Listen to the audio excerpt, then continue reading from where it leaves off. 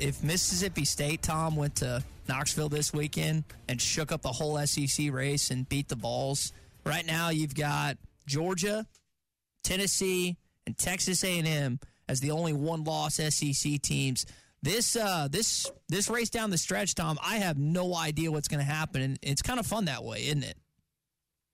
Oh, yeah. Good morning, guys. I think it is. We're going to see tonight what the committee thinks of the power of the SEC, and there could be some caterwauling if a bunch of SEC teams are in the range of making the playoffs. I think there will be, obviously. I saw somebody tweet out a scenario yesterday that if this happened and this happened, it wasn't super far-fetched. It would be like an 18 tie for first or something like that. That's how competitive it has been in the league this year. When you look at who's beaten whom among, Georgia, Alabama over Georgia, Georgia over Texas, and so on. It's been pretty. It's been. I think it reflects how teams understand now they can absorb a loss, and I just think it's hard to have your best week after week after week, and we've seen that with Arkansas. Tom, I wonder, Oregon's probably going to appear as the number one team tonight, being undefeated. But I wonder, do you really think that Oregon is the best team in college football when they don't play in the Southeastern Conference? Well, that's a good question. They started out so slow. I'm pretty sure, the Boise State game was tough, and there was a couple where they weren't scoring very much. Mm-hmm. And so if you're in the SEC, you're probably going to face somebody in those first 2, 3, 4 weeks that can beat you, and they didn't happen to do that. But I'll say this for that team. They've gotten a lot better. They do a lot of things that reflect great film study, some of the stuff they've done on special teams. The penalty against Ohio State that ran more time off the clock was very, very sharp. And so I'm not going to say they're not the best team. I've not seen a ton of their game action, but they've rounded into shape. Dylan Gabriel certainly fit into what they're doing, and I don't doubt that they're going to be number one because they're unbeaten and they're in the Big Ten. All right, we've read your wrap up from the game this past weekend with Ole Miss. I mean, it was about as dominated as the Sam Pittman team has been in a while, and at about every phase of the game. What were some of your other takeaways from a dominating loss in Fayetteville this past Saturday? Yeah, a few things. I just think that Lane Kiffin finally decided that, look, we think we can beat their cornerbacks, and so we're going to throw deep. But early on, I think they got a pass interference call, and then they started completing them.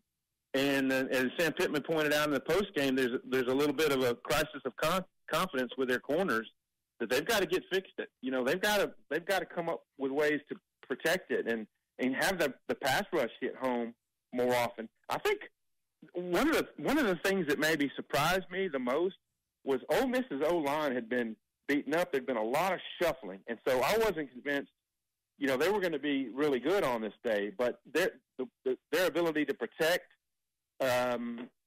was probably about the biggest factor in the game. That Jackson Dart wasn't feeling a lot of pressure, and he put those deep balls on the money, and they certainly made Arkansas pay with those. Where do you think we go after the bye? Some have thought maybe there's a shakeup at quarterback. Taylon Green certainly has had durability issues with injuries. Singleton's shown flashes. I have a hard time believing you change starters at this point, Tom. Yeah, I'm with you there. I think the only reason for change is if Taylon's not physically ready. But I was standing right there in the post game when some Ole Miss guys were coming up to, congratulate or whatever, whatever you do post game, shake hands, whatever. And I just heard him saying, I'm going to dap them up. And Taylor was telling them, I'm going to be fine. And so I think he was prepared to go back in. But when Ole Miss scored on its first possession of the second half to make it 42-10, I just think they decided, let's don't do this. Let's don't put them out there and risk further injury. So, but here's the encouraging thing if you're Arkansas. Malachi Singleton has shown, that touchdown pass that Luke has was a beautiful pass. He's been a durable runner. The 60-yard touchdown run, really, if you listen to the officials observer on the broadcast said, I wouldn't have thrown that flag for illegal formation. So that could have been a 60-yard touchdown. And he's just scrappy. I think he's getting more comfortable now after that big series against Tennessee, when it looked like on his first series against Tennessee that things were shaky. You know, he bobbled a snap. The snaps weren't on time, and you're like, oh, boy, you know, this could get rough. And yet now he looked like kind of in command and authoritative. But I don't think it's time to make a change. If Taylor Green is healthy, I think he's still the guy, and for good reason. What about the running back room? Tom Murphy with us, courtesy of the Arkansas Beef Council, Hog Sports, Arkansas Democrat-Gazette. That was an issue. It's been an issue these last few games, trying to get Jaquindon Jackson back healthy. How important is that to not just get him, but Braylon and some of these other guys fully healthy for the Longhorns, Tom? Yeah, Sam Pittman was not very, he didn't illuminate us very much on what was happening with Braylon, but he wasn't 100. You could just tell. Mm-hmm. And so he didn't get very many reps in that game and had his first, tackle for loss. It may have been a couple of them, but Jaquindon Jackson was so good to start the season. Yeah, he went the wrong way on a couple things or didn't pick up the blitz as he was supposed to. But he's gotten better, and he is a tremendous runner and a real funny kid. I know he said this was his last camp, but I wish he could come back and play another season. But when you add him and a healthy Russell and Dubinion is a good back. They've got plenty of talent in the tailback position. Tom, I wonder, health-wise, we've talked a lot of football, but basketball. Cal mentioned it last night on Live with Coach Cal. I know that was an issue in the offseason, not just for the Kansas game, TCU, and maybe this game Wednesday night. What do you think about just a larger roster and just getting guys back for their first season opener tomorrow night? Man, it's going to be so fun. I've only seen very small snippets of them in action so far, so I'm looking forward to seeing how they bounce back from the last 3 minutes and 28 seconds of that game where their offensive possessions didn't look smooth and they had a chance to put it away and they didn't do it. And so, what the rotations look like, who's healthy, how they run offense and defense. There's a lot of things to, I got an email from an old college buddy a couple of days ago, and he just said, I am so excited to see a guy on the sideline who's really good at what he does, and he's going to have answers. And obviously, they brought in a really nice roster. So I saw Joe Lunardi had a preseason tournament prediction. What do you have Arkansas on, like a 4 seed? 4 seed, yeah. 4 seed. So I don't know. There's going to be ups and downs on the season. We know that, but it's just going to be fun that there's such a talented roster.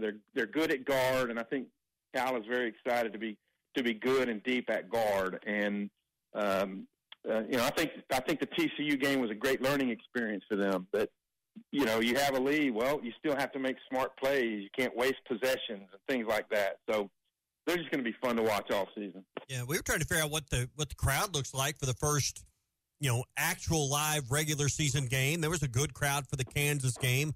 A little surprised how sparse it was in Fort Worth with the amount of alumni there, but won't be on a Friday night. We'll be on a Wednesday. Looks like weather's going to be okay.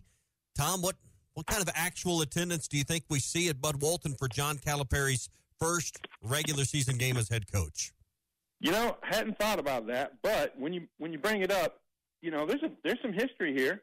Hey, I saw John Calipari's first game here, so surely there's going to be 12, 13,000 at the minimum, and maybe they'll push it up past 15. I haven't checked with anybody. I know I'm going to be there, and I have a feeling it's going to be a lively, big crowd to witness his first game. I think so as well. All right, Tom Murphy with us, brought to you by the Arkansas Beef Council. Tom, we'll talk to you on Thursday and get ready for a bye weekend, which has some large games to go through for this weekend's SEC slate. Outstanding. Talk to y'all then. BetOnline is the world's most trusted betting platform and your number one source for online betting. From the earliest odds to in-game live betting, BetOnline provides you with all the action and the ability to watch the games as they happen. With the largest selection of odds on everything from football, NBA, NHL to entertainment and political props. Head to BetOnline today to get in on the action with America's most trusted site for online wagering. BetOnline, the game starts here.